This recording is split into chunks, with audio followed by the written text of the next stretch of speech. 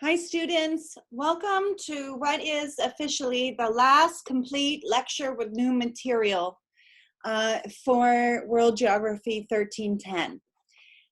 Today you have prepared for this lecture by reading this chapter from Joseph Stiglitz's book, The Price of Inequality. The chapter I assigned is his concluding chapter, which is called The Way Forward.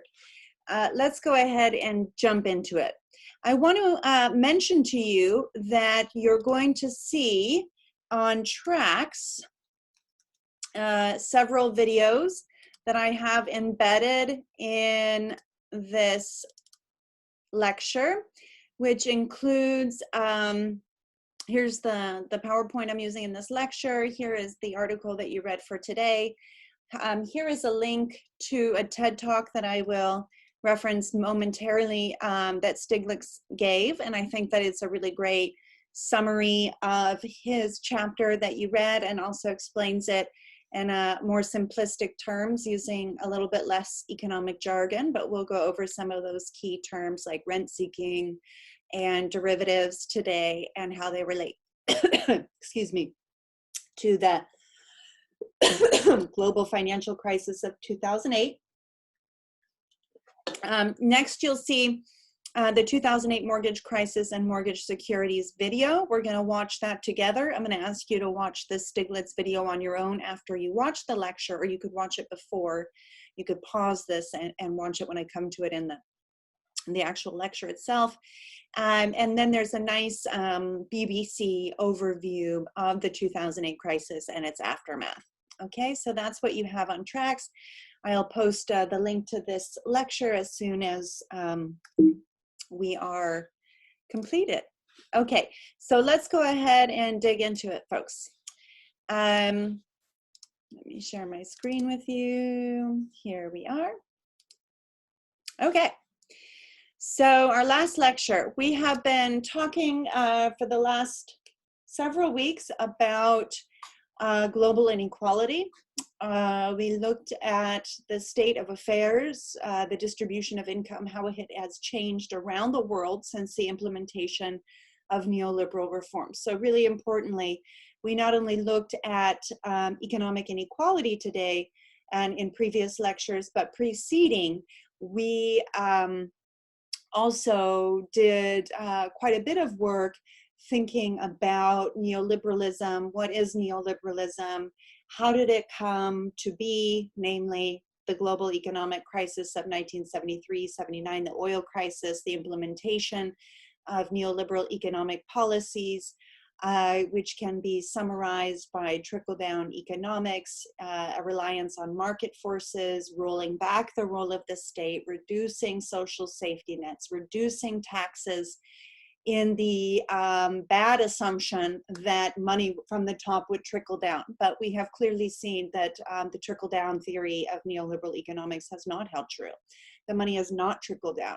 The US economy has remained immensely productive, yet wages have stayed the same for the last 30 years. So where is that wealth going? Well, it's going to the top 1% and even the top 0.001%. We're going to dig into how that happened. A big part of it is the financialization of the US economy. The US stopped manufacturing goods and producing real wealth by and large. And through bank deregulation that began in the 1980s, that was under the umbrella of neoliberal deregulation of banks, US banks, with all of those oil dollars that the Saudis started inserting in 1973, the US economy became increasingly dependent on making money off of financial instruments rather than, which is about speculation and trading debt, speculating on currency exchanges. And that means that the financiers of our economy got extremely wealthy. Meanwhile, the rest of us are making the same amount of money or less than our parents, while we see increased costs for healthcare and education. Okay, so let's dig into it. What Stiglitz is trying to say here, folks, is that not all hope is lost, but we do need to think about what led up to the 2008 crisis as sort of a key moment in the failure of neoliberal economic reform, in the experience of neoliberalism. And we can, from there, try to learn from the past and learn from the past history of the US economy to think about what we might do differently. Okay, so here we go. All right, so Joseph Stiglitz has not only won the Nobel Prize for economics, he also has received a Nobel Peace Prize. He is a very influential economist. He is a mainstream economist. He has worked in the World Bank, among other institutions. He has an academic position at Columbia. And yeah, he wrote this book actually in 2013. So this text, the Price of Inequality, is not a critique of the Trump administration. It's a critique of the neoliberal project, which was implemented both by Republican and Democratic parties in this country. Okay, so let's be clear about that. And maybe some of you are wondering why President Trump's policies weren't analyzed in this book. It has to do with the fact that it was published some time ago. But these arguments certainly are still relevant today. So one of the things that you saw in the video, and if you haven't watched that Stiglitz TED Talk, I'm going to encourage you to pause this lecture and go do that and come back. So there you go. Pause and go watch your TED Talk. I think it's a really good one. All right, so now that you've done that, let's go back to the text. One of the things that Stiglitz sets out with in this chapter is very relevant to all of you. He says, nothing illustrates what has happened more vividly than the plight of Americans of today's 20-year-olds. Instead of starting a fresh life, excuse me, I want to make this just a hair bigger in case you're on a small screen. Maybe I can't. Okay, here we are. Instead of starting a new, fresh life with enthusiasm and hope, many of our 20-year-olds confront a world of anxiety and fear. Burdened with student loans, they know that they will struggle to repay, and that would not be reduced even if they went bankrupt. They search for good jobs in a dismal market. So I wish we were together in class, because I would love to hear some personal experiences about what student debt means for all of you. How many of you have had to take out loans, or your parents have had to take loans against the equity in their homes, or even borrowed from their retirement to help you go to college. Well, if you're in that boat, you are not alone. What we see here is a trend that goes way farther back, since 2004, precisely back to the neoliberal revolution, that student debt has gone up tremendously. In 2004, student debt in the United States was about at $350 billion. Today, it's at $1.2 trillion. Okay, and that is the share of debt that students have. It's not that more people are necessarily going to school, not that we've had a burgeoning in our population, but what has happened really is funding cuts. So part of neoliberal economic reforms means drastic scaling back in state expenditures. And one of those expenditures most certainly has been higher education. So this state higher education funding cuts have been pushed to the students, meaning that if the federal government or the state government is not investing in education, subsidizing the cost of education, students are left to pay for it. And at the same time, tuition is increasing, and that is not because Professors like myself are making huge salaries. You're welcome to go and look at my salary online. I think you'd probably be surprised. What's happening across the board is we have had a growth in the level of sort of administration, mid-management. The cost of providing an education has increased as the number of deans and provosts and vice presidents have increased. Faculty are being paid the same, staff are being paid the same. Remember, that's the middle class whose productivity has risen, but wages have not. What we see really is that rising costs has to do with growth of administration, high-end administration positions in universities, and more importantly, lack of funding. The state is not investing in student education like it has in the past. And so you can see here on the graph, state funding for higher education fell dramatically during and after the Great Recession. So supposedly up until COVID-19, the US was in a booming economy. For whatever reason, that did not translate into the state reinvesting in education in the last 5 years.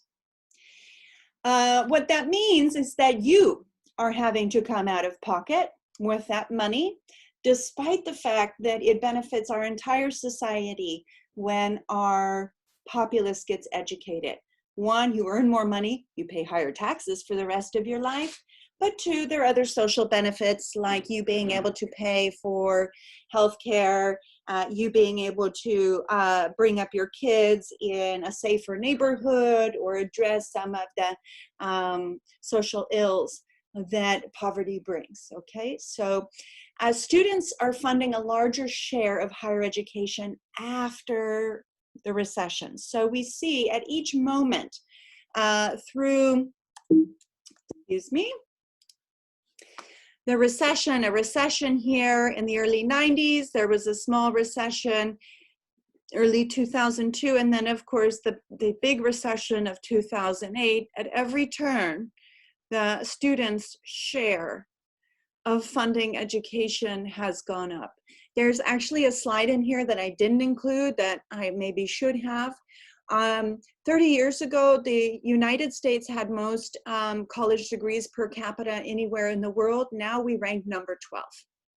So what does this mean? Fewer people are getting college degrees.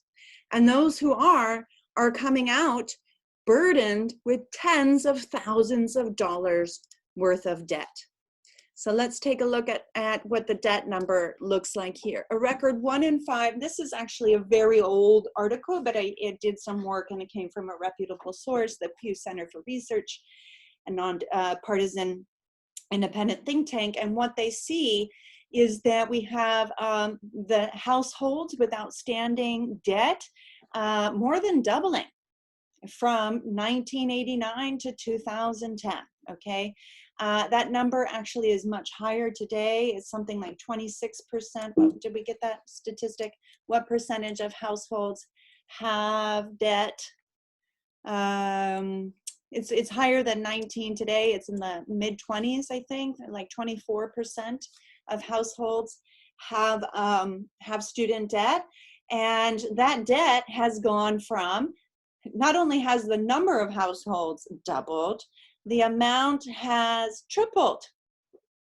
The amount of debt has tripled from graduating college in, this is adjusted for inflation, okay? We're counting today's dollars with today's dollars or yesteryear's dollars with yesteryear's dollars. But in 1989, that number was $9,600 was the average debt. Today, the average debt, well, actually not today, in 2010, and the situation is more unequal.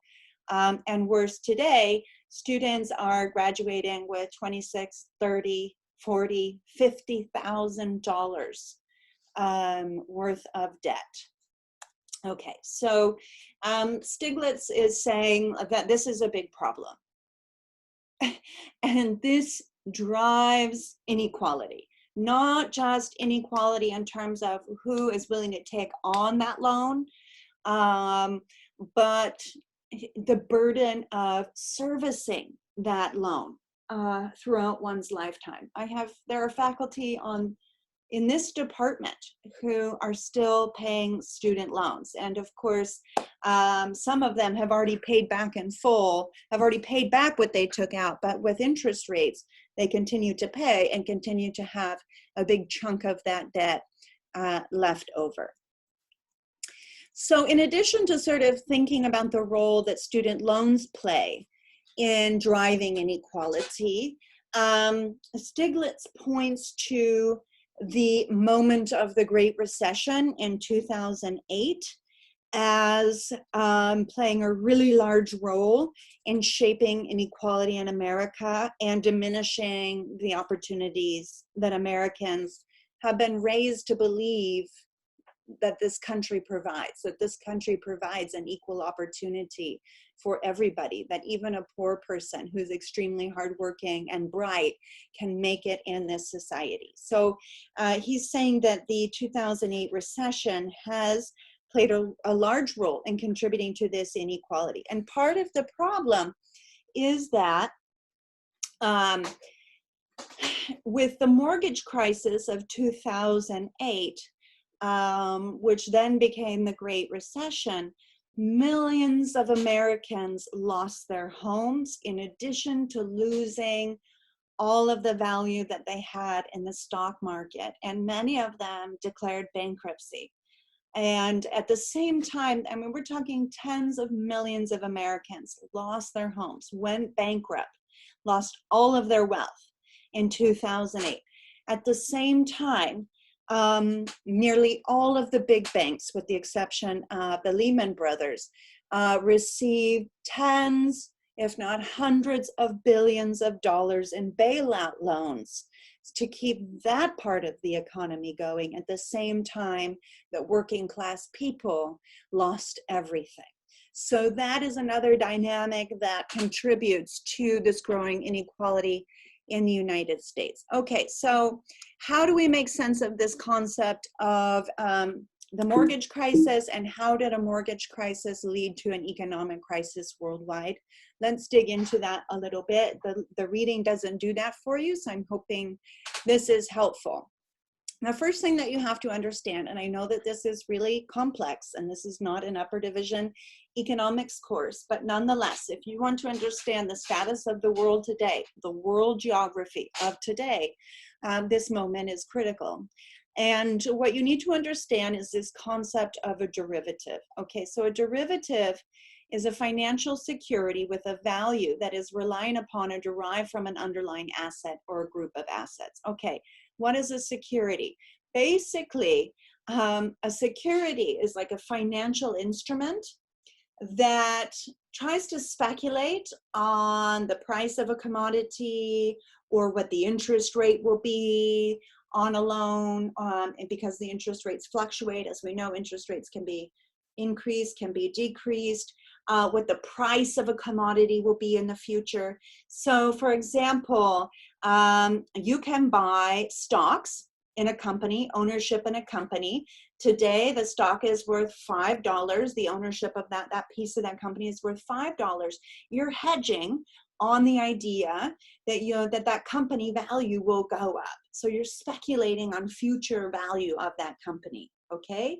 And so you're playing in the stock market, it's speculation, you're buying stocks, which is supposed to be backed up by the real wealth of this company. And you're betting that the stocks are going to go up and that you'll be able to make money off of that. Now, another example of a financial security can take place in the form of interest rates. Let's say, or let's use another example with commodities here, because houses, we're getting there. But before we get to the houses, let's talk about another example. Let's say that you're a corn farmer in the United States, and you have a buyer who's going to buy your corn around in the UK. And you work out an arrangement with that buyer in the UK that in 6 months' time, he's going to buy or she's going to buy your corn or your wheat at $2 a bushel. Okay, you don't know exactly what that price is going to be in the future. It might be a little bit higher, it might be a little bit lower, but the difference there is supposed to sort of make people feel a little bit more secure. about the sale because they at least have some price guarantee. But if the prices go up in reality, you know, the seller lost out. If they go down, the seller made out better. Now, what happens oftentimes with currencies, which you see as another form of a derivative, is that you have financial speculators, people on Wall Street, who can make money, or in Frankfurt or in London, who make money off of trying to guess how currencies are going to move. So let's say you think that the Thai economy is going to grow and that the US economy is going to go down, so that you exchange your dollars for baht. And when the baht goes up relative to the dollar, you've actually made money off the same amount of money. Okay, this is a term that's called rent seeking, producing wealth without actually producing any tangible productivity, right? Making money off money, rent seeking. And much of our economies since the 1980s, since all the manufacturing went to the third world and technological automation has reduced the amount of sort of manufacturing jobs, where the US economy has gone into service, it has also gone into finance. And this has allowed financiers to make a lot of money engaging in these speculative practices, okay, by purchasing these financial securities, which are sort of gambling with making money off of money, right? So let's take a look at how derivatives caused the mortgage crisis of 2008. Okay, so this is an article here that's going to warm us up for our video. The author states, the real cause of the 2008 financial crisis was the proliferation of unregulated derivatives. So part of the problem with this whole system is that with all of the state deregulation under the name and the umbrella of neoliberalism, state governments stopped regulating these banks. And they just kept slicing and dicing mortgages, slicing and selling debt. You'll see how this works through the video and through this explanation. Okay, these derivatives are complicated financial products that derive their value from an underlying asset or an index. An index would be a currency rate or an interest rate, right? Or the value of a stock. The stock is supposed to have an underlying asset, a real asset that backs up its wealth, the company, okay? Now, most derivatives start with a real asset. Here's how they work, using mortgage-backed securities as an example. A bank lends money to a home buyer. The bank then sells the mortgage to Fannie Mae. Okay, Fannie Mae is a government-backed agency that was created after World War II, trying to give working class and middle class people access to mortgages to grow home ownership in the United States. Okay. So when the bank, let's say my mortgage right now is with Quicken Loans. I have a mortgage with Quicken Loans, Caliber Loans. They sell the loan to Fannie Mae. Fannie Mae gives them money. Then the bank has more money to make more loans. Fannie Mae resells the mortgage as a package of mortgages. It groups together all of these mortgages that it has purchased and bundles them, okay, to a secondary market. This is a mortgage-backed security. So what they're going to do is they're going to take all of these mortgages, they're going to pile all this debt together, and they're going to sell chunks of this debt to other companies that want to make an interest off the loan, right? But maybe Fannie Mae is going to charge a higher interest rate than the one it's paying that it received from the bank. So it's making a little bit of money. The value of mortgage-backed securities is derived from the value of the mortgages in the bundle, okay? A hedge fund or an investment bank divides these mortgage-backed securities into different portions. For example, the second and third years of interest-only loans are riskier because they're farther out. There's more of a chance that the homeowner will default, but it provides a higher interest payment, okay? So the higher the risk, the higher the interest rate. The higher the risk that the borrower, the homeowner, won't pay, supposedly the bank or the hedge fund or the investment bank at this point is supposed to receive a higher interest rate. Okay, so they're buying the Fannie Mae loans, but they're now charging, you know, they're getting a higher interest rate than before, so they're making some money. The bank uses sophisticated computer programs to figure out all of this complexity. I actually saw a calculus video on how to do derivatives, and I'm going to bury, you can look that up on your own if you like. It then combines it with similar risk levels of other mortgage-backed securities and resells that portion to other hedge funds. All goes well until housing prices decline or interest rates reset and the mortgages start to default. Okay, so let's dig into this a little bit more, and that's going to take us to our video here. I need to switch my screen so that we can watch this along together. If there are any problems with you watching this video, you're more than welcome to watch it on your own computer and just skip ahead. But I want to watch this with you just to make sure that we set up the rest of the lecture. My name is Jacob Clifford. All right, here we go. Welcome to Crash Course Economics. My name is Jacob Clifford. And I'm Adrienne Hill. And today we're going to do something a little different. We're going to explore one moment in history in depth. We're going to talk about how the two financial crises. So let's get started.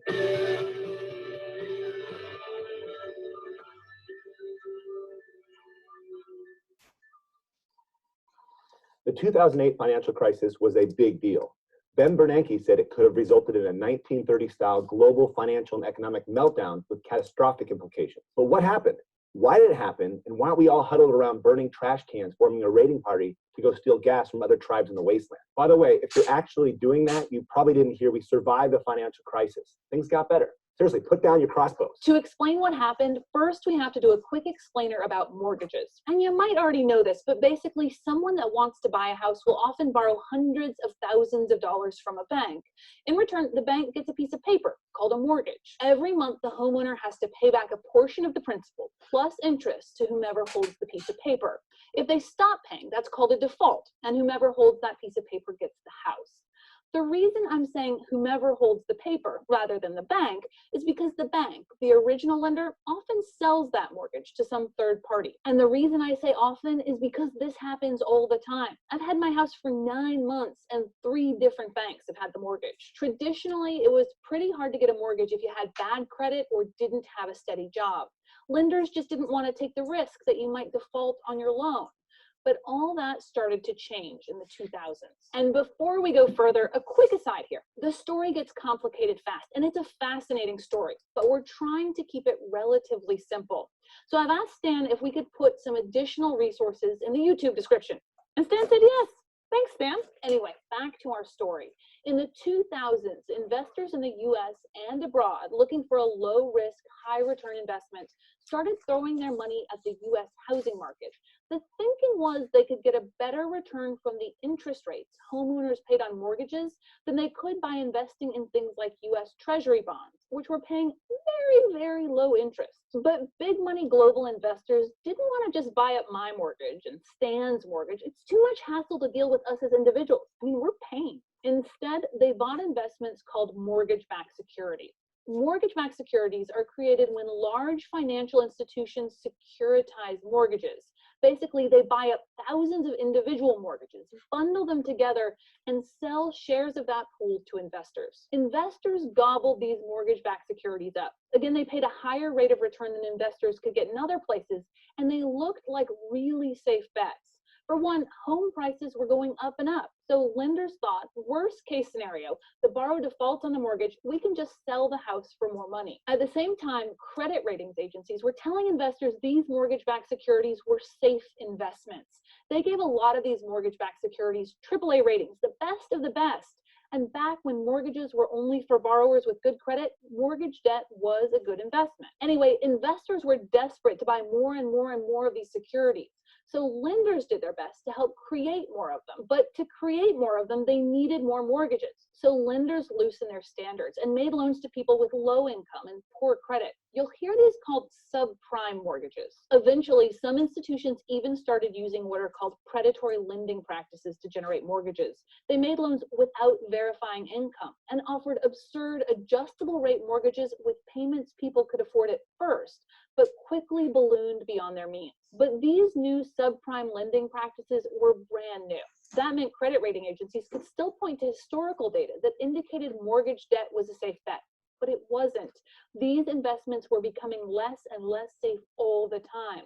But investors trusted the rating and kept pouring in their money. Traders also started selling an even riskier product called collateralized debt obligations, or CDOs.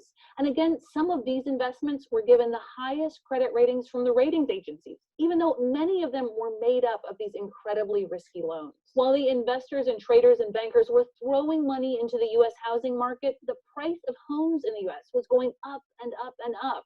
The new lax lending requirements and low interest rates drove housing prices higher, which only made the mortgage-backed securities and CDOs seem like an even better investment. If the borrowers defaulted, the bank would still have this super valuable house, right? No, wrong. Let's go to the thought bubble. Actually, let's go to the housing bubble. You remember bubbles, right? Rapid price increases driven by irrational decisions. Well, this was a bubble, and bubbles have an annoying tendency to burst, and this one did. People just couldn't pay for their incredibly expensive houses or keep up with their ballooning mortgage payments. Borrowers started defaulting, which put more houses back on the market for sale. But there weren't buyers, so supply was up, demand was down, and home prices started collapsing. As prices fell, some borrowers suddenly had a mortgage for way more than their home was currently worth. Some stopped paying. That led to more defaults, pushing housing prices down further. As this was happening, the big financial institutions stopped buying subprime mortgages, and subprime lenders were getting stuck with bad loans. By 2007, some really big lenders had declared bankruptcy. The problem spread to the big investors who'd poured money into these mortgage-backed securities and CDOs, and they started losing money on their investments. A bunch of money. But wait, there's more. There was another financial instrument that financial institutions had on their books that exacerbated all of these problems. Unregulated over-the-counter derivatives, including something called credit default swaps, that were basically sold as insurance against the default of mortgage-backed securities. Does AIG ring a bell? It sold tens of billions of dollars worth of these insurance policies without money to back them up when things went wrong. And as we mentioned, things went terribly wrong. These credit default swaps were also turned into other securities that essentially allowed traders to bet huge amounts of money on whether the values of mortgage securities would go up or down. All these bets, these financial instruments, resulted in an incredibly complicated web of assets, liabilities, and risks, so that when things started going bad, they went bad for the entire financial system. Thanks, Thought Bubble. Some major financial players declared bankruptcy, like Lehman Brothers. Others were forced into mergers or needed to be bailed out by the government. No one knew exactly how bad the balance sheets at some of these financial institutions really were. These complicated, unregulated assets made it hard to tell. Panic set in. Trading and the credit markets froze. The stock market crashed. And the US economy suddenly found itself in a disastrous recession. So what did the government do? Well, it did a lot. The Federal Reserve stepped in and offered to make emergency loans to banks. The idea was to prevent fundamentally sound banks from collapsing just because their lenders were panicking. The government enacted a program called TARP, the Troubled Assets Relief Program, which the rest of us call the bank bailout. This initially earmarked $700 billion to shore up the banks. It actually ended up spending $250 billion bailing out the banks, and was later expanded to help automakers, AIG, and homeowners. In combination with lending by the Fed, this helped stop the cascade of panic in the financial system. Treasury also conducted stress tests on the largest Wall Street banks. Government accountants swarmed over bank balance sheets and publicly announced which ones were sound and which ones needed to raise more money. This eliminated some of the uncertainties that had paralyzed lending among institutions. Congress also passed a huge stimulus package in January 2009.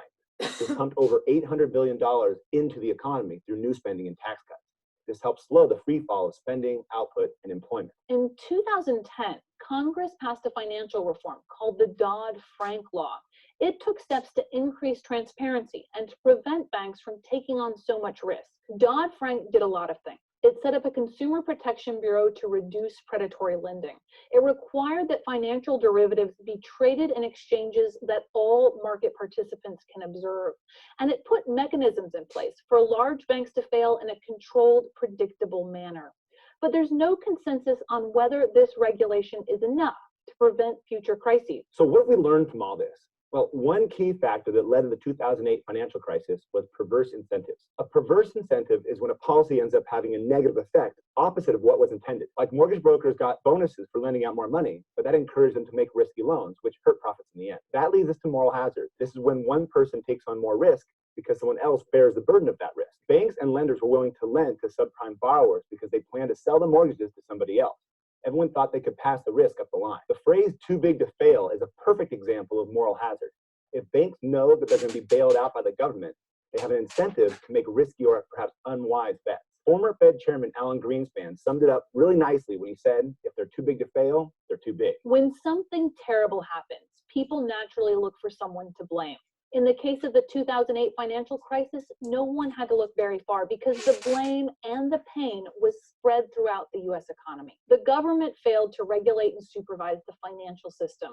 To quote the Bipartisan Financial Crisis Inquiry Commission report, the centuries were not at their post, in no small part due to the widely accepted faith in the self-correcting nature of the markets and the ability of financial institutions to effectively police themselves. The report placed some of the blame on the years of deregulation in the financial industry and blamed regulators themselves for not doing more. The financial industry failed. Everyone in the system was borrowing too much money and taking too much risk, from the big financial institutions to individual borrowers.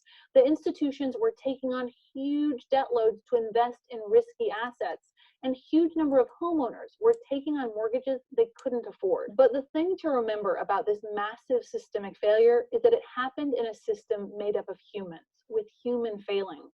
Some didn't understand what was happening. Some willfully ignored the problems, and some were simply unethical, motivated by the massive amounts of money involved. I think we should give the last word today to the Financial Crisis Inquiry Commission report. To paraphrase Shakespeare, they wrote, "The fault lies not in the stars, but in us." Thanks for watching.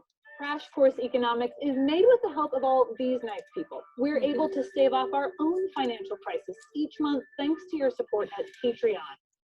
Okay, so yeah, what you saw there, and I couldn't help but chime in, that part of this problem was a belief in market forces to regulate themselves, in companies to behave in competitive and ethical ways without a lot of government oversight.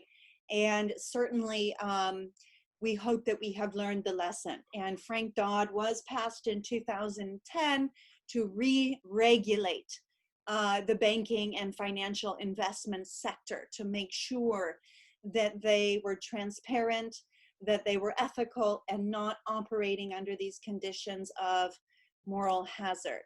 Okay, so I want you to watch the video.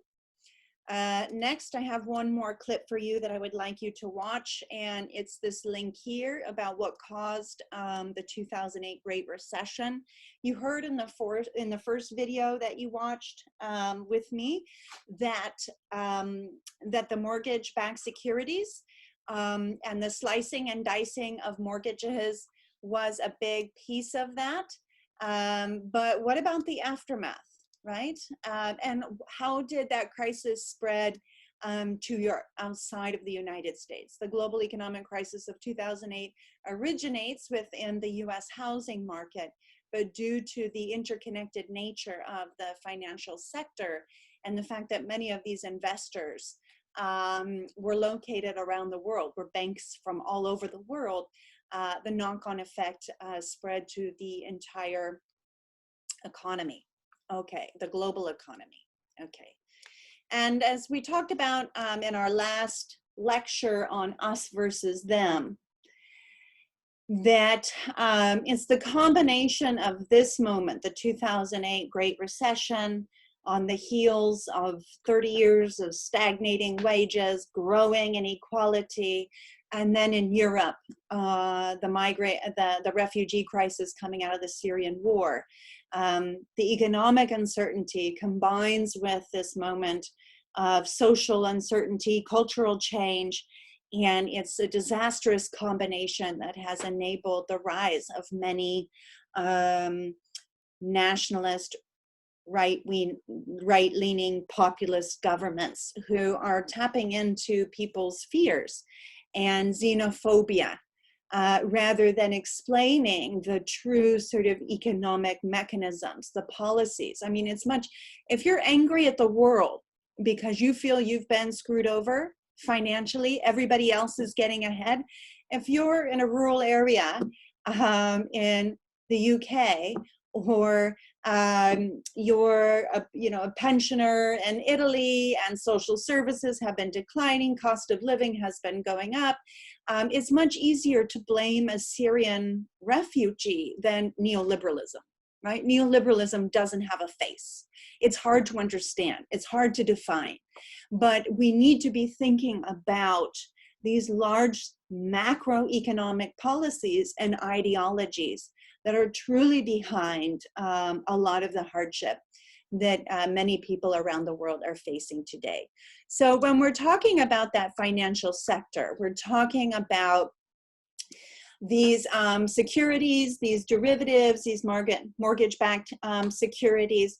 What we're getting at here is that a large part of the economic growth and wealth that has been generated, I'm not going to say created, is actually not through actually increasing productivity or building useful products that can be sold, food, clothing, computers, automobiles. What has been sold are these financial instruments, these speculative financial instruments. People make money by moving money around the world, or making interest rates off of these mortgage-backed securities. This is rent-seeking. When people make money and increase their wealth without benefiting society, okay? Rent-seeking activities aim to obtain financial gains and benefits through the manipulation of the distribution of economic resources. So they're manipulating the supply of money and debt to make money, rather than actually generating wealth in the form of commodities that can be used, right? Economists view such activities as detrimental to the economy and society. The practice reduces economic efficiency through inefficient allocation of resources. In addition, it commonly leads to other damaging consequences, including the rise of income inequality, lost government revenues, and a decrease in competition. Rent-seeking, yes, can be thought of as people increasing their wealth without benefiting their society. It also comes from creating exclusivity or a monopoly. So, for example, we talked about the oil crisis of 1973. Let me go back to that moment. It's sort of the quintessential example of rent-seeking prior to the financialization of everything, which is precisely the definition that Harvey has that we read earlier on in the semester. He says that neoliberalism is the financialization of everything. But prior to neoliberalism, rent-seeking also took the form over monopolies. So, for example, OPEC, the Organization of Petroleum Exporting Countries, OPEC, two handfuls of countries based out of the Middle East, largely, who produce the lion's share of the world's oil. They created an organization, OPEC, and they decided to tweak the production of oil in order to manipulate prices. And if you remember back to that lecture in 1973, OPEC, under the leadership of Saudi Arabia, they agreed amongst themselves to decrease oil production, to drive prices up, to punish the Western countries for supporting Israel in the Yom Kippur War. Okay, so OPEC was rent-seeking. They have a monopoly. They created basically a cartel They created a monopoly. They have a monopoly when they work together off of the oil supply of the world. And they manipulate production, not according to the market, but to rent seek, to make money without benefiting society. Their control over the supply of oil with constant demand allowed them to charge more and more and more and more amounts. Okay. Another example of rent seeking is when a really wealthy company in the United States spends millions of dollars lobbying Congress to get subsidies or corporate tax breaks. That's rent seeking. They have made money off the money they have saved, but it is not a market mechanism. It does not benefit society. This is a market failure, rent seeking. Okay, so rent seeking was a concept that comes up quite a bit in the reading that you did for today, but it wasn't really well explained. Excuse me. Okay, so here we are.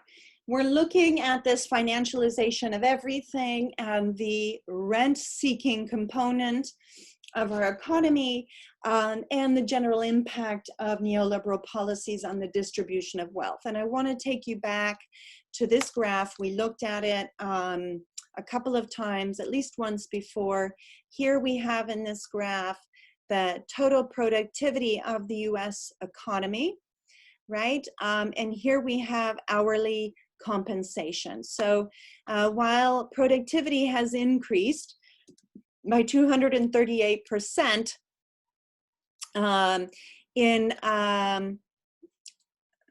since the 1970s, we see that hourly compensation has remained nearly flat. Okay, so this is the economy that we live in that has been the product of neoliberal reforms. These are the forces that are driving inequality. Okay, so I found this graph really interesting.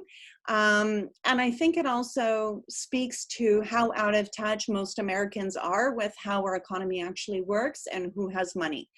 So this is a graph that shows the perception versus reality of wealth distribution in the United States. Okay, so what's in red is the top 20%, orange, the fourth highest. These are sort of, if you break up the income earners or people into 5 different groups, the top 20%, the next 20, the third 20, the second to the bottom 20, and then the bottom 20%.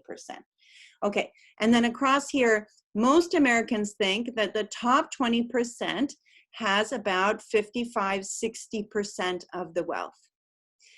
In actuality, the top 20% in our economy has 85% of the wealth. That means that 80% of Americans own 15% of our nation's wealth.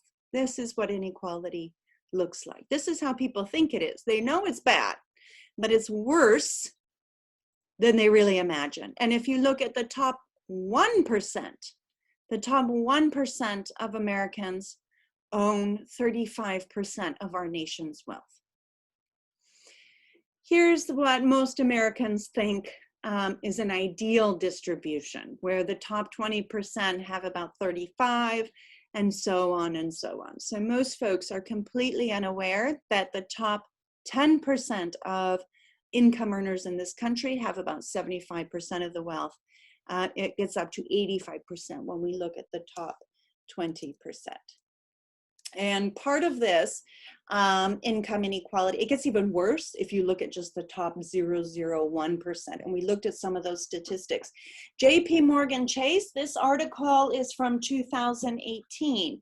JP Morgan Chase got hundreds of millions of dollars, if not billions of dollars, in government money to save that bank, despite the fact that it was one of the institutions that was engaging in this risky lending and paying superstar payouts to these hedge fund managers, et cetera, okay? So despite the fact that these banks are the corporations that helped get us into this problem, still today in the United States in 2018, the CEO of JP Morgan Chase made $141 million in 1 year.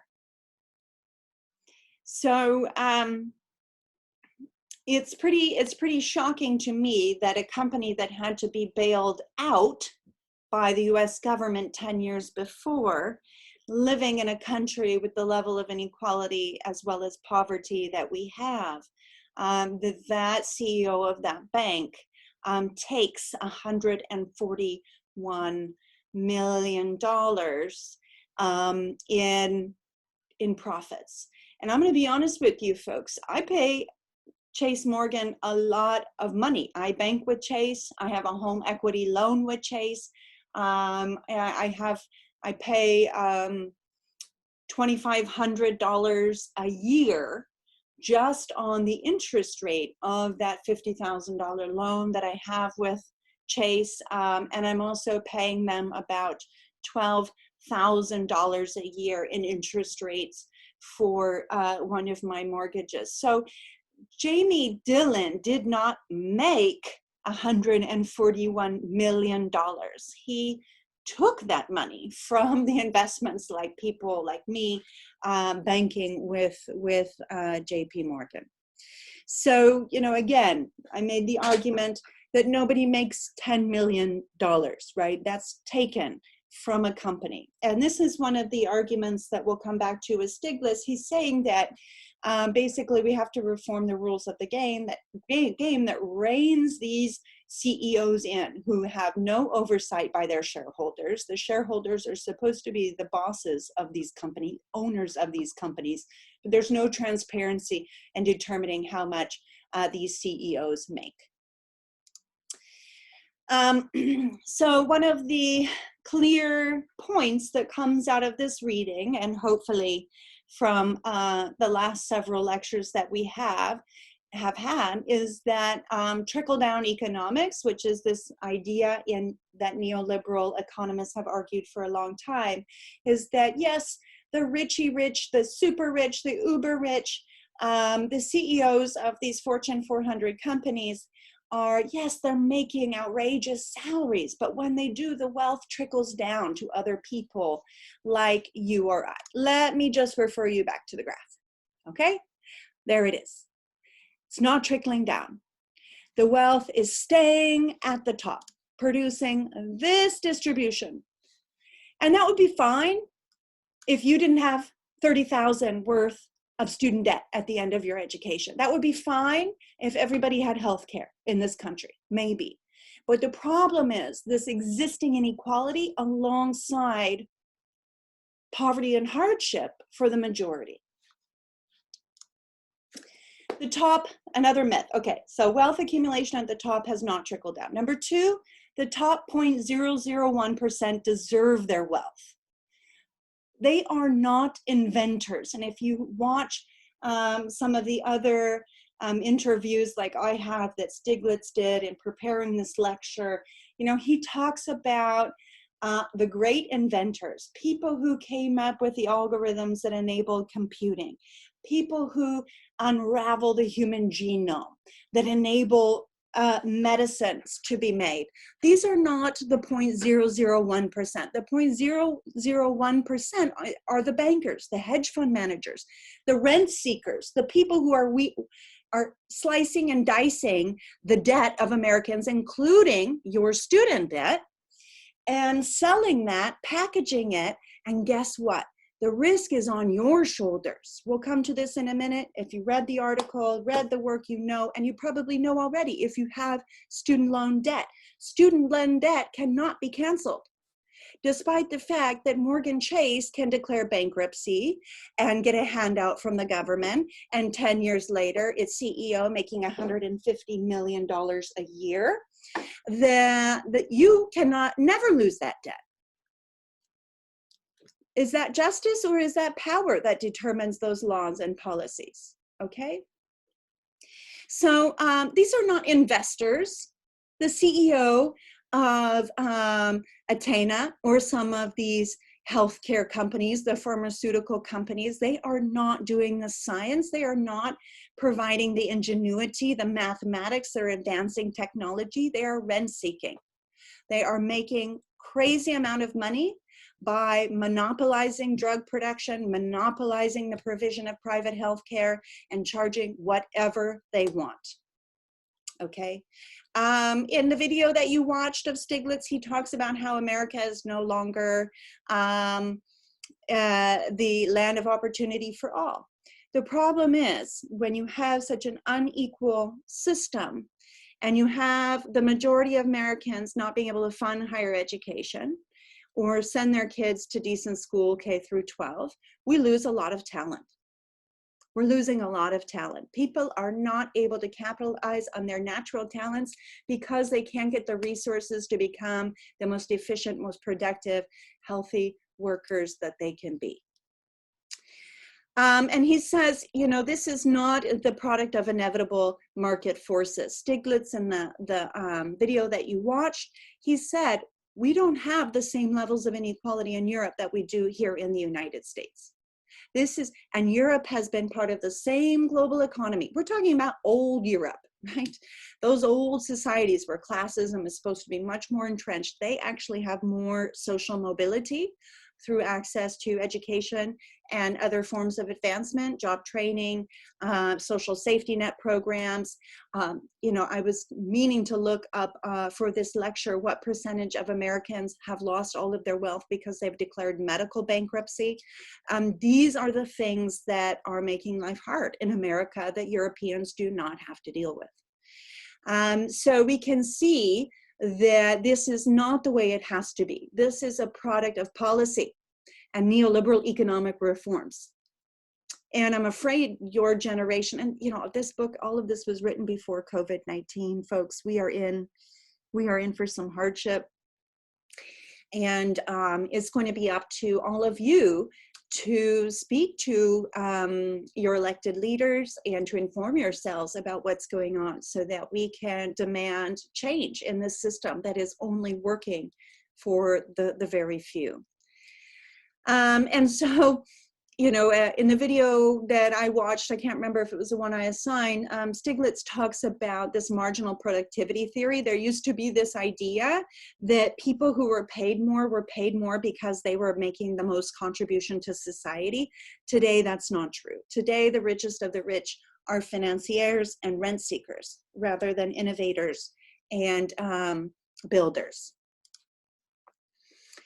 So Stiglitz walks us through his agenda for economic reform. Sorry, Stiglitz agenda for economic reform. One of the things that he says is that we must curb excess at the top, starting with the financial sector. We have to curb excess risk. And Frank Dodd, 2010, government policy implemented to oversee banks to make sure that they're transparent and to make sure they're not just passing on the risk, that they actually are taking on some of the risks that they're profiting from, right? That's the moral hazard. They're just passing on the risk. And if they're going to be banked and bailed out every single time, of course they're going to continue to engage in risky behavior. Derivatives should not be backed by the government. If those hedge fund managers are going to go so risky and are going to make these windfall profits, US taxpayers should not be bailing out the CEO of JP Morgan Chase. He says the banking system exploits consumers by imposing large fees on every transaction. Has anybody ever gotten slapped with those $7 ATM fees or ridiculous bounce check fees? That's not the real cost of, they're taking advantage of having a monopoly, these big banks, the Chase Bank, Wells Fargo, these large banks basically monopolize the banking industry and then they can charge what they want. And they engage in predatory lending and abusive credit practices. We saw how the mortgage industry became predatory in the sense that they were, mortgage lenders were essentially lending money to people without verifying their income. And yes, you can blame the borrower, but many times borrowers were told by mortgage lenders, yes, this is great, this is going to work out, these prices are never going to have to go up. And the mortgage lenders were, these prices are always going to go up. The mortgage lenders weren't too concerned because they knew that they were going to be able to sell the risk through additional financial instruments. And so when you have banks who are not at risk and only in a position to make profit off these instruments, then you're getting into a moral hazard and predatory lending. And not to mention the whole section of banking that literally is predatory lending. The loan sharks, the payday loans, the scrupulous conditions that many poor people find themselves in when they're needing cash and they go to those payday loan shops. Please, if you have, please don't go to those shops. Do the math. The interest rates are insane. It's predatory lending, and that needs to be regulated. And closing down offshore banking centers. What percentage of the world's wealth is held in offshore banking centers? Do you remember from the last lecture? I'm going to ask you on the exam. 10% of the world's wealth is hidden from taxation in tax evading offshore institutions like the Cayman Islands. And imagine that you're so wealthy, right, that you're making hundreds of millions of dollars a year. You don't want to, it's not enough. You want to keep all of that money that you so-called earned, right? So the Panama Papers covered this, people hiding their money in these offshore bank accounts to avoid taxation in their home countries. Unbelievable greed.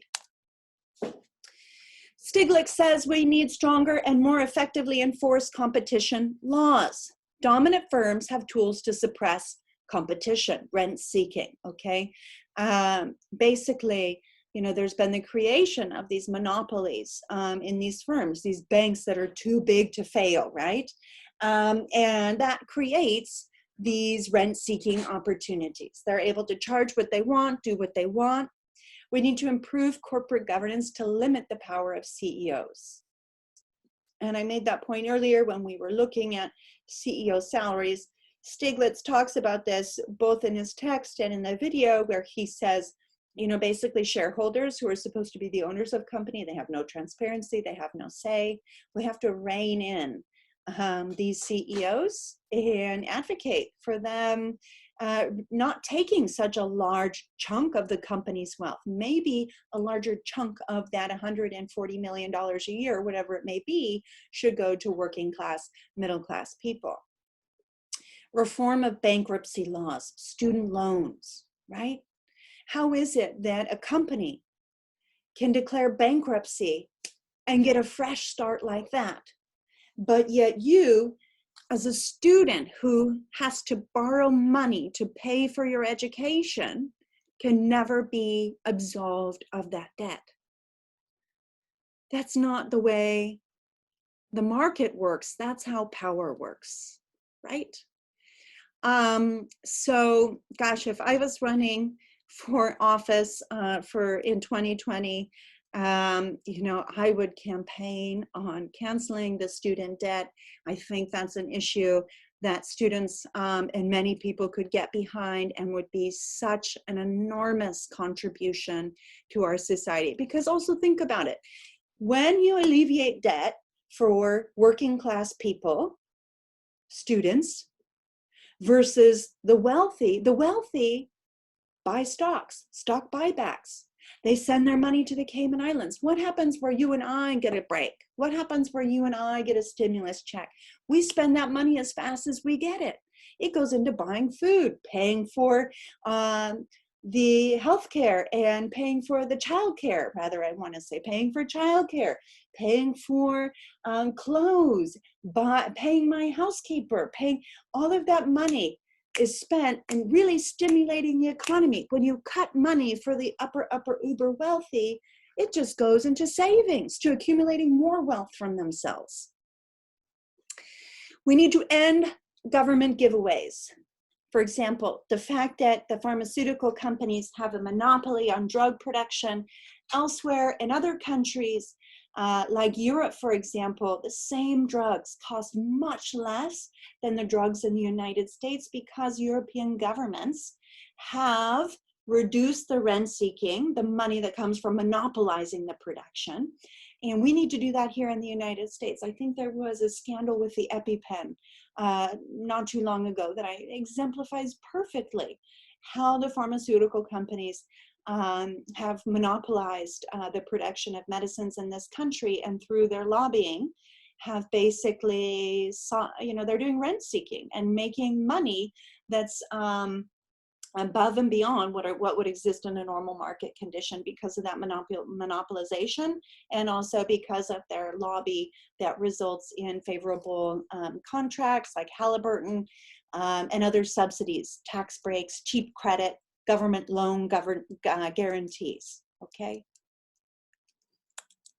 And I want to just mention to you, because we're going to talk about this here in a minute, that while the average American is graduating with almost $30,000 worth of debt, in other industrialized wealthy countries, many of them actually pay for higher education. Germany is a case in point, okay? Germany's higher education system is entirely paid for by public funds, by taxpayers' dollars. 2.4 million students pay absolutely nothing in tuition fees. Tuition fees in Germany were abolished in '71. They had a comeback from 2006 to 2004. And when Germany was charging tuition, they were charging $630 a year in 2014. But due to massive unpopularity, that $650 a year tuition was abolished, okay? These countries are not alone. Over 40 countries around the world offer free post-secondary education, including Scotland, Uruguay, Egypt, Greece, Denmark, Turkey, and Costa Rica.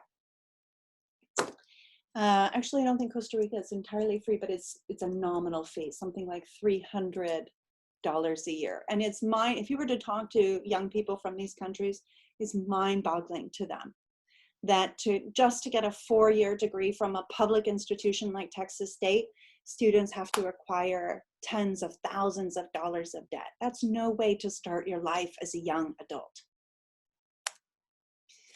And on that note, Stiglitz says we need to reform taxes. We need to impose a progressive tax. We need to tax companies and the wealthiest of the wealthy more than I am taxed, more than you are taxed, okay? So he's talking about the fact that top companies and speculative financiers, those companies like Lehman Brothers, JP Morgan Chase, AIG, those companies that are selling financial securities, slicing and dicing mortgages, speculating on currencies, speculating on interest rates, the wealthiest of the wealthy are paying tax rates around 15%, while average workers like myself, I pay around 30% of my income to taxes. Warren Buffett, if you might remember, sort of chimed in, and he was talking in the news and public media saying that it's a disgrace that he pays a lower percentage of his income in tax than his secretary does. He was one of these guys paying 15, 16, 17% of his income, while his secretary was paying in the low 30%. Okay, again, that's not what it takes to make an economy run well. That's a reflection of rent seeking and how a very small section of our economic system have been able to capture and influence policy. And indeed, for the first time in history, in 2019, US billionaires as a whole are paying a lower tax rate than the working class. Do you really think that billionaires need to pay a lower percentage of their income in taxes than you do? Is it trickling down? Is it trickling down? Is it trickling down? Is it rising all boats? No, it's not. You need to look at the reality and look at the economics rather than believing the myths that you have been taught to believe about how our economic system works or doesn't work. Okay, so back to the example of Germany. Okay, Germany, free, it's not free higher education. Higher education is paid for by taxes, right? Taxes in Germany not only go to pay for higher education, but they have national health care in Germany. And you're thinking, gosh, this is so expensive though. The Germans, they must pay so much more in taxes than Americans do. Well, let's look at the data. This is data produced by the UN, the Organization for Economic Cooperation and Development. It's sort of the industrialized country clubs. Here you see that the United States, on average, and remember, I'm paying higher than this, I'm paying in the low 30s, but on average, when you combine what the lower billionaire tax brackets paying plus the rest of us, it's right around 30%, a little bit under 30%. We'll say 29%. Here's Germany. Germany is paying about 37, 38. So yeah, I'm paying 30, they're paying 37, 38%. But for paying 7% more of their income in taxes, they're not graduating college with $60,000 in debt, and they're not having to pay private healthcare insurance premiums if they're lucky enough to have a job that provides private healthcare insurance. Again, you can look at my salary. I'll tell you how much I make. I make $65,000 a year teaching here full-time at Texas State. On top of that, 30% of my $5,000 a month, a little over $5,000 a month, 30% of that is taxed and withheld. And then on top of that, I pay $600 out of pocket every month to purchase health insurance for my family. Texas State subsidizes that. The real cost of my health insurance for my family is something like $1,400, $1,500 a month.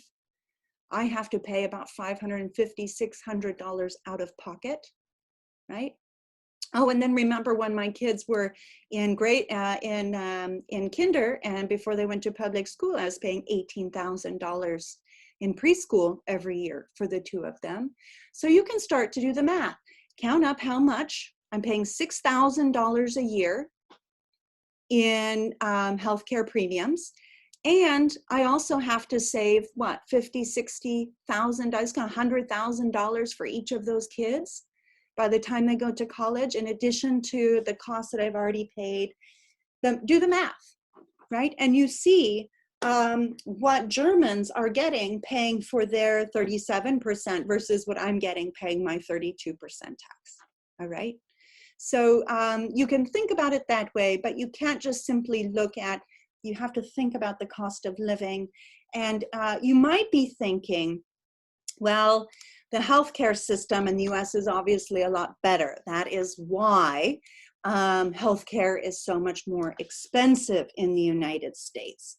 And if you were to argue that healthcare is so great and so much better than it is in all of these other countries that have access to universal care, and it doesn't have to be through a national healthcare program. You can provide low-cost private insurance to other people, or there are other mechanisms for insuring more people.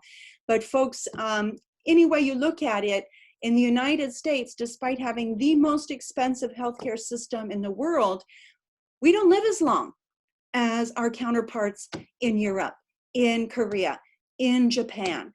Here we have a really sad graph that looks at, for the first time in history, in 2012, 2013, we had a drop in US life expectancy.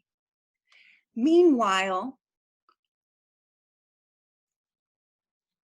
life expectancy continues to rise on average around the world when we compare ourselves to the other developed countries.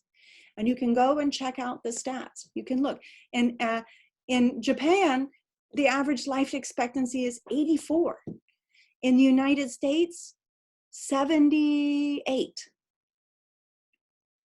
and a half.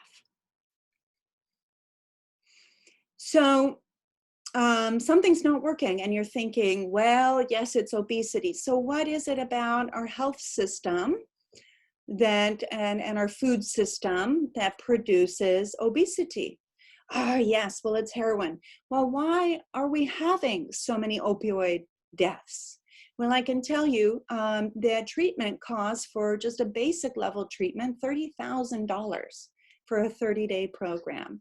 And if you don't have insurance, how are you going to get treated, right? So this is all of these different countries have the availability of the same foods, are part of the same global food system, are exposed to the same sorts of drugs. But yet here in America, people are not living as long as other counterparts around the world. And this is despite the fact that the United States spends more per person on healthcare than any other country. Going back to Germany, $5,000 per person. In the US, it's $9,000. We have the most expensive healthcare system in the world, but yet we have, people don't live as long. And it has a lot to do with not only the lack of insurance, but not enough regulation on rent seeking among the private insurance companies who provide insurance, as well as the pharmaceutical companies producing medicines. And then also, of course, you're thinking, oh yes, well, if somebody's uninsured, they can just go to the emergency room if they're sick. Have you ever, I have friends on Facebook who don't have insurance and who I went to high school with. I'm thinking of one young woman in particular, who's my age and maybe not so young now. And she has chronic health problems and she's uninsured. She goes to the hospital, she goes to the emergency room every time. She has high blood pressure, she has pain, she has chronic pain.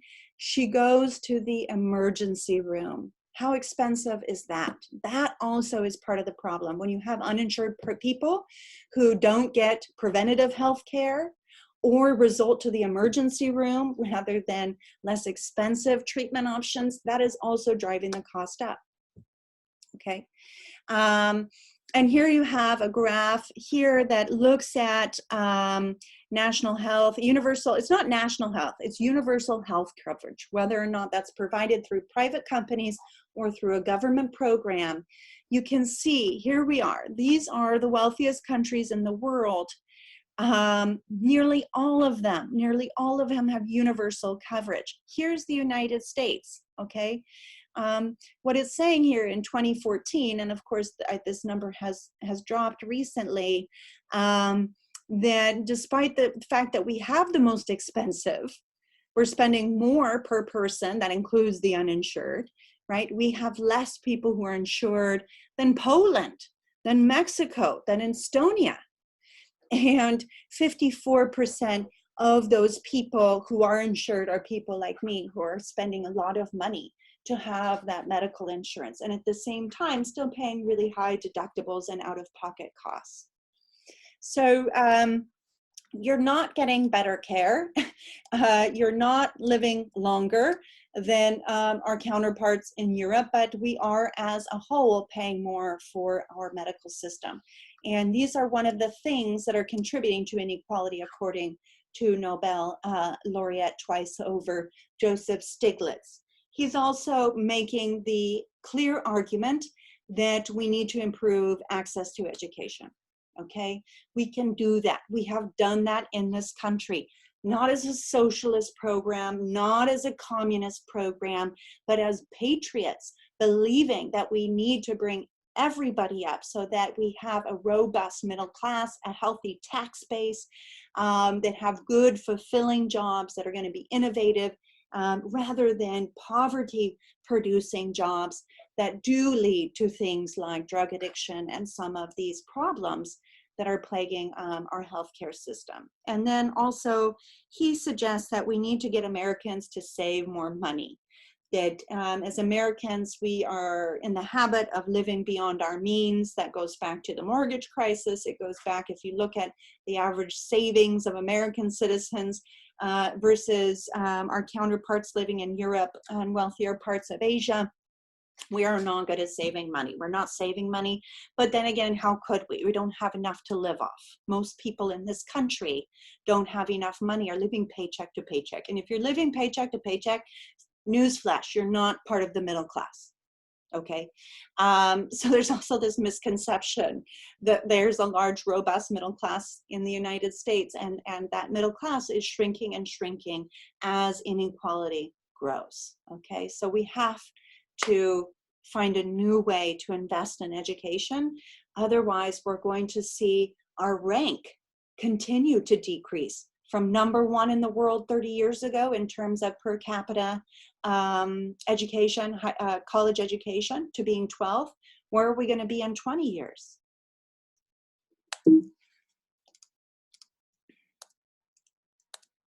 All right. So what's wrong with inequality? So what? Well, I asked you early on in this class about how many of you have lived in a third world country. Only a couple of you have raised your hand. I've lived in Guatemala, I've lived in Mexico, I've lived in Costa Rica. Costa Rica is certainly not a developing country. I think it's a middle income country. People live longer in Costa Rica than they do here. Fewer people are malnourished. There's less illiteracy in Costa Rica, but certainly I've lived in Guatemala and Mexico that have tremendous problems. And I've traveled to over 40 countries around the world. And so I have seen a lot of examples of what living in a highly unequal society looks like. And it ain't pretty. It's a society with gated communities. It's a society with vast amounts of poverty and misery. And I'm reminded of, that defining moment of my life of seeing children sleeping in the streets, begging for money in the streets. That is what inequality can morph, can transform into when you're thinking about vast inequality with a very small percentage of the people controlling all of the wealth. They live behind locked doors with security guards, with bulletproof cars, in shored up mansions that butt up against these slums. This is a picture of Sao Paulo in Brazil. Brazil is one of the most unequal countries in the world. They never had land reform, as I explained, following colonialism. One of the few countries, Brazil and Guatemala, they're still some of the two most equal countries in the world. Inequality breeds violence. Inequality breeds unrest. Think about how many revolutions, how many political dynamics have been spurred by people getting sick of a system that oppresses them and doesn't serve their needs. So even the top 1% has an incentive to deal with this problem because it's going to undermine our society as a whole and might ultimately transform the political system in ways that they don't see desirable. So Stiglitz says, it's not a matter of eliminating inequality or creating full equality of opportunity. Inequality, some level of inequality is necessary. We are not, and I do not advocate for, nor does Stiglitz, a communist economy, a socialist economy. You can have more favorable policies that benefit the more people in a robust capitalist market, like the one that defined the United States from the 1940s to 1980. Okay, this is not a choice between communism and capitalism. It's what type of capitalism do you want? Do you want a global capitalist system that rewards hard work, that meets the needs of the most people possible, right? While recognizing that we need some level of inequality to incentivize competition, to motivate people to work hard? Yes, of course. And not everyone is born equal. Some people are lazy. Some people are brilliant. Some people are not. But the type of inequality that we have today is not the result of the marginal productivity theory. It's not the result of people who are smarter and harder working, making more money. The hardest working people I know are some of the poorest. It's a result of rent seeking and tweaking the policies of the national economy to benefit the few at the cost of the many. So this is not a communist or a socialist program. My Lord, George Stiglitz is an economist from the World Bank. But even mainstream economists, even Forbes is arguing that we've got to wake up. We have to reduce the level of inequality in our society if we want to live in the world that we say we want to live in. So it's not just a matter of reducing the level of inequality and increasing the extent of it's about increasing the extent of equality of opportunity. I think most of you would agree that we want to live in America where people are rewarded for their hard work, where people, regardless if they're immigrants, regardless if they're born in the working class, if they're brilliant, if they're hardworking, they have a good idea, they put the time in, that they can get ahead. That's the dream. That's the American dream. But we need to turn it into a reality rather than believing in this myth, especially what has happened in your lifetime. And for those of us who are around to live in another America, I'm telling you, it doesn't have to be this way. So I hope this lecture has been insightful. I hope that it has gotten you to think about how we can make globalization work better for more people. Because if we don't, I fear that we are in for more hardship for the working class and the middle class. And certainly your generation feels and is worse off than their parents' generations, but I don't want you to be saying the same thing about your kids. I hope to see your questions on forum. I want to remind you that on Wednesday, we are not having a lecture. There is no assigned reading. What we're going to do by Friday is post some questions on forums that are going to help you prepare for exam number 3, the final exam. The exam is not comprehensive. It's going to focus just on this third component of the course. So let's start wrapping up. I'm going to give you a little bit of breathing room to maybe catch up with some lectures and some reading that you haven't been able to do. I know this is a difficult time, and frankly, I'm really nervous about what the future holds given the COVID crisis.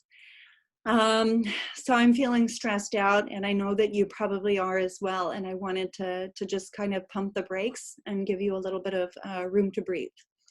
So we're not having a lecture on COVID. I also, by speaking with several of you, realized that some of you have been infected with COVID, have family members who have COVID, have lost jobs. Maybe you're worrying about paying rent, putting food on the table. Maybe some of you are thinking that you can't even stay in school. How can you accumulate debt to pay for school when you can't even pay your rent? I know times are hard, and wishing you the best. If there's anything I can do, please let me know. I look forward to your feedback, and I appreciate your open-mindedness. And we will send some emails out giving you instructions about how to participate in the review, which will take place a week from Monday, a week from today. We'll be having a review. I'm wishing you all the best, and I hope to hear from you soon.